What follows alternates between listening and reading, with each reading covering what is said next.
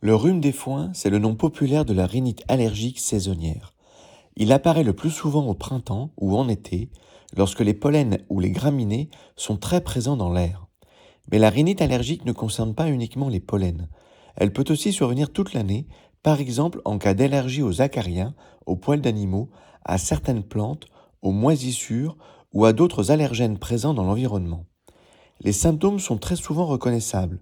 Le nez coule, avec un écoulement clair, les yeux deviennent rouges, irrités et se mettent à piquer.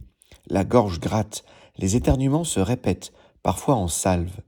Une fatigue peut également apparaître, surtout lorsque les symptômes durent plusieurs jours ou perturbent le sommeil. Lorsque ces signes apparaissent, surtout au printemps ou en été, on parle de rhinite allergique saisonnière ou rhume des foins. Lorsqu'il dure toute l'année, on parle plutôt de rhinite allergique persistante, comme cela peut être le cas avec les acariens.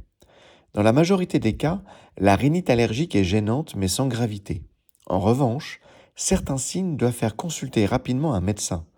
Si vous présentez des démangeaisons cutanées, avec des boutons ou des plaques rouges, une difficulté à respirer, une respiration sifflante, un gonflement de la langue ou de la gorge, ou une sensation d'étouffement, il ne faut pas attendre.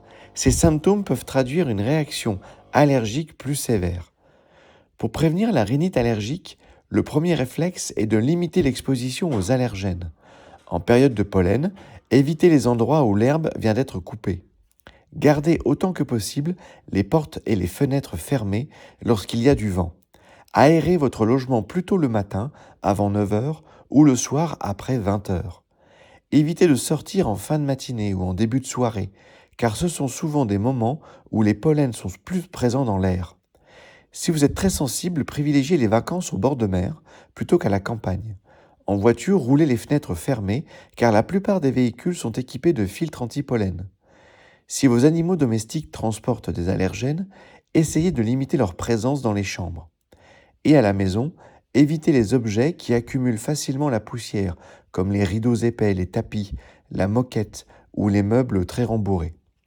Il est aussi important d'éliminer les allergènes qui se déposent sur vous et dans votre environnement. Après une sortie en période de pollen, prenez une douche et lavez vos cheveux, car les pollens peuvent se fixer sur les vêtements, la peau et les cheveux. Un lavage nasal avec un spray d'eau de mer peut aider à nettoyer les fosses nasales. Pour les personnes allergiques aux acariens, une literie adaptée peut être utile avec un oreiller, un matelas ou une housse traitée anti-acarien.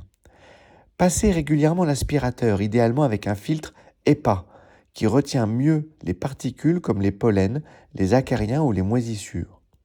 Et si possible, limitez les tapis et la moquette, qui retiennent beaucoup la poussière. Pour aller plus loin, il est utile de savoir précisément à quels allergènes vous êtes sensible. Un allergologue peut réaliser des tests cutanés.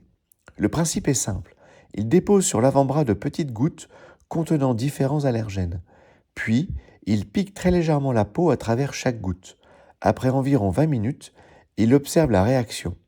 Si une petite zone rouge et gonflée apparaît autour d'un allergène, cela signifie que vous y êtes probablement allergique. Le traitement dépend de l'intensité des symptômes.